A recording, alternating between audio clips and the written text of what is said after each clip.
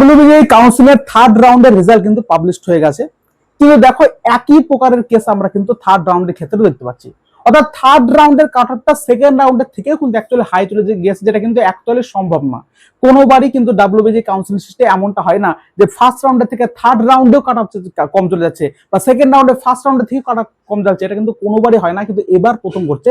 এবার নতুন ভাবে কাউন্সিলিং সিস্টেম করার পরে অনেকে বলতে পারে যে নতুন ভাবে যেহেতু অনেকে রেজিস্ট্রেশন করছে তার ফলে এই প্রভাবটা পড়ছে। আমি তোমাদের প্রত্যেককেই বলি, নতুন ভাবে রেজিস্ট্রেশন করে এমন খুব কম পাবলিকই থাকে। প্রত্যেকেই কিন্তু এখন ফার্স্ট রাউন্ডে কিন্তু পার্টিসিপেট করার চেষ্টা করে।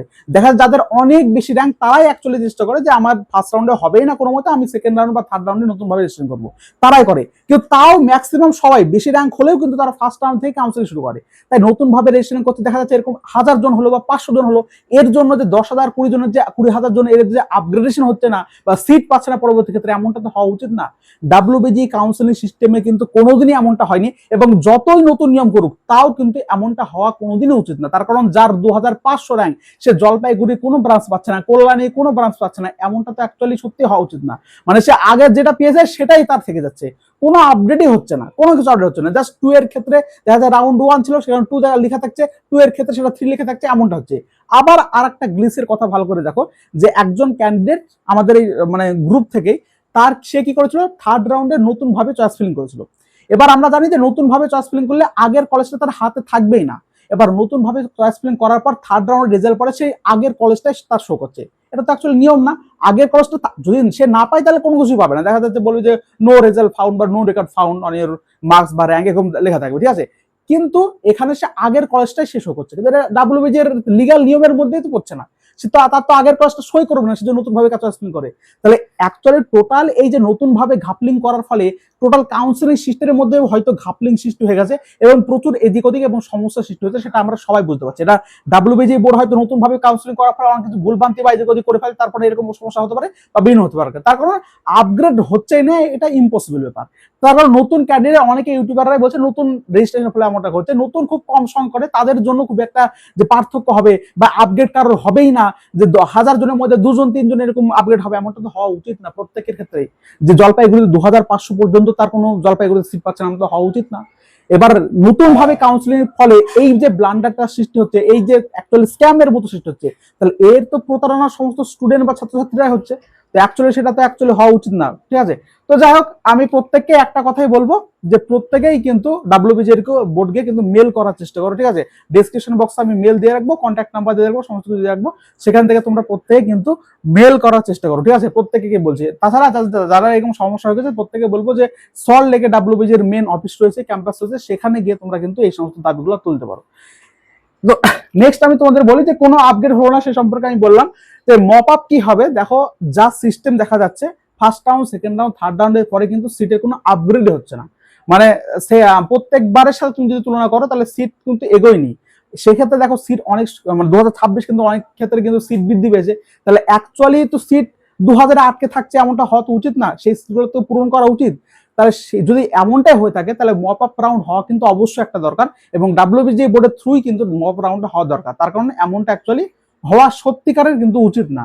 যাই হোক, সেই মপ রাউন্ড হচ্ছে কিনা সে সম্পর্কে আমরা যদি আপডেট আসে আমি তোমাদের জানিয়ে দেবো, এবং যা সিস্টেম অফিসিয়ালি তার ক্ষেত্রে অবশ্যই কিন্তু মপ রাউন্ড হওয়া কিন্তু দরকার।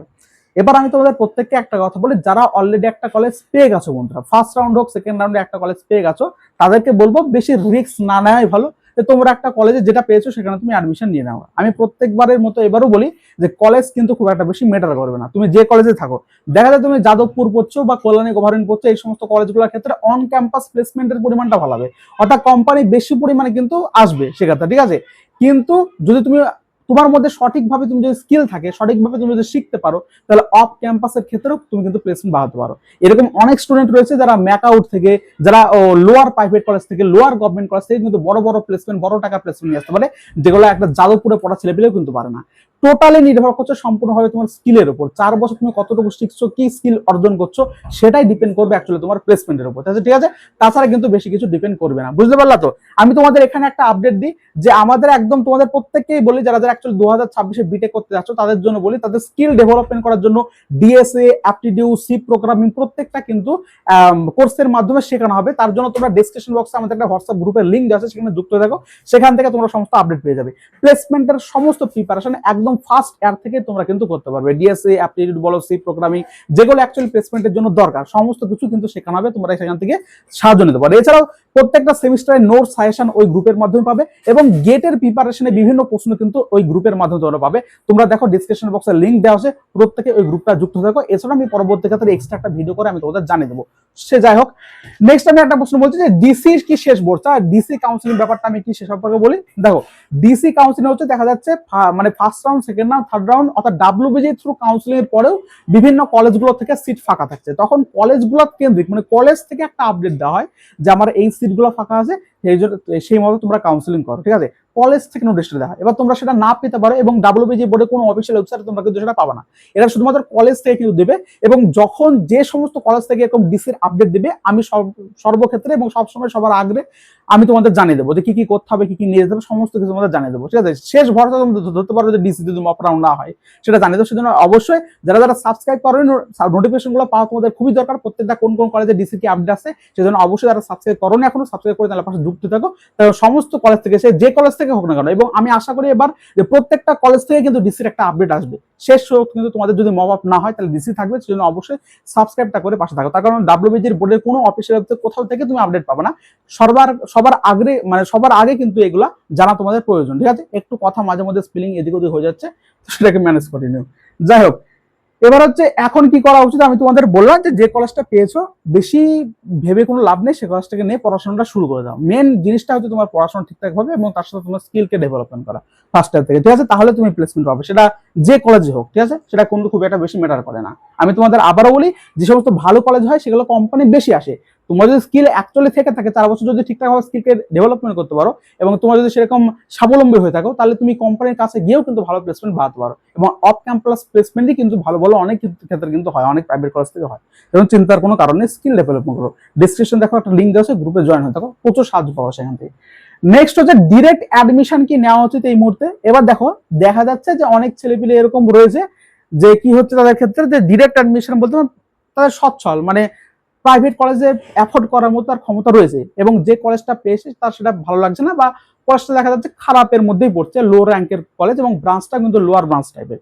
এবং কারোর বাবা মা যদি অ্যাকচুয়ালি সামর্থ্য থাকে যে আমি এর থেকেও একটি বেটার কলেজে পড়ালে ছেলেটাকে আরো ভালো হবে, তাহলে অবশ্যই সেটা করাই বেটার হবে। সেজন্য সেক্ষেত্রে তোমার ডিরেক্ট অ্যাডমিশন নিতে পারো। ডিরেক্ট অ্যাডমিশন নিলে একটা বিশ্বস্ত সংস্থার ক্ষেত্রে নেবে। এবং আমি তোমাদের একটা আপডেট দিই, তোমরা যারা ডিরেক্ট অ্যাডমিশন নেবে ভাবছো, মানে একদম কলেজে গিয়ে অ্যাডমিশন নেবে ভাবছো, তারা আমার সাথে আমার এই নাম্বারে তোমরা কিন্তু কন্ট্যাক্ট করতে পারো। সেক্ষেত্রে তোমরা কিন্তু মানে যারা যেগুলো কলেজে অ্যাকচুয়ালি আছে, কলেজ দেখা যাচ্ছে 2 লাখ চাচ্ছে, কিন্তু আমরা তোমাদের মোটামুটি 1,30,000 এর মধ্যেও কিন্তু অ্যাডমিশন করে দিতে পারবো। সেজন্য আমাদের কাছ থেকে তোমরা কিন্তু কন্ট্যাক্ট করতে পারো। প্রত্যেককেই বলছি, আগে প্রত্যেককেই বলবো যে কলেজে গিয়ে খোঁজটা নিয়ে আসো, কলেজে কত ফিজ যাচ্ছে সেটা দেখো। তার থেকে যদি কম হয় তাহলে ডিরেক্ট অ্যাডমিশন করো, এবং তার থেকে কমে কিন্তু আমরা ডিরেক্ট অ্যাডমিশন করে দেবো। মানে আমরা না, আমি সেখানে মানে একদম পুরোপুরি যুক্ত থাকবো না, কিন্তু পরোক্ষভাবে কিন্তু একটা সংস্থার মাধ্যমে কিন্তু ডিরেক্ট অ্যাডমিশন তোমাদের বলে দেবো। সেখানে তোমরা একদম অফিসিয়ালি ভাবে গিয়ে তোমরা কিন্তু করতে পারো। ঠিক আছে, যদি তোমাদের সেটা মনে হয় অবশ্যই করতে পারো। আবারও বললাম, আর যদি টাকা থাকে, মানে টাকা পয়সা যদি তুমি অ্যাফোর্ড করতে পারো, তাহলে ডিরেক্ট অ্যাডমিশন নেওয়াটা তোমার বেটার হবে। লোয়ার র্যাঙ্ক বা লোয়ার কলেজ থেকে ডিরেক্ট অ্যাডমিশন নেওয়াটা বেটার হবে। ঠিক আছে, প্রত্যেকে বলবো যদি এরকম হয়ে থাকে তাহলে কলেজে গিয়ে খোঁজ নাও। যদি না হয় বা যদি বেশি বলে, তার থেকে কম টাকায় 20-30 মতো কম হলেও সেই কম টাকায় কিন্তু আমরা করে দিতে পারবো। ঠিক আছে, তোমরা খোঁজ নিতে পারো, বা আমাকেও তুমি এই নাম্বারে মেসেজ করতে পারো। এই হচ্ছে বিষয়বস্তু। তো এখন আশা করছি যা পরিস্থিতি মক রাউন্ড হওয়া দরকার, তা না হলে তোমাদের ডিসি কাউন্সিলিং প্রচুর পরিমাণে কিন্তু অ্যাকচুয়ালি সিট ফাঁকা থাকবে, সেক্ষেত্রেও তোমরা একটা করতে পারো। তবে আমি আবারও বলবো যে ডাব্লিউবিজি বোর্ডের যে অ্যাকচুয়ালি মেন অফিস, সেখানে গিয়ে তোমরা এই জিনিসটা জানাও এবং প্রতিবাদ করো, কারণ এরকমটা অ্যাকচুয়ালি হওয়া উচিত না। এটা একটা বড় একটা ব্লান্ডার, এবং কাউন্সিলিং নতুন নিয়মের ফলে কিন্তু ডাব্লিউবিজি বোর্ডের বড় একটা সিস্টেমিক্যালি একটা গ্লিজ বলতে পারো, বা একটা স্ক্যাম টাইপেরই বলতে পারো, যেটা হয়ে গেছে, মানে সেটাকে অ্যাকচুয়ালি ঠিকঠাক করতে পারেন, সেজন্য এরকম একটা রেজাল্ট তোমাদের দেখা গেছে।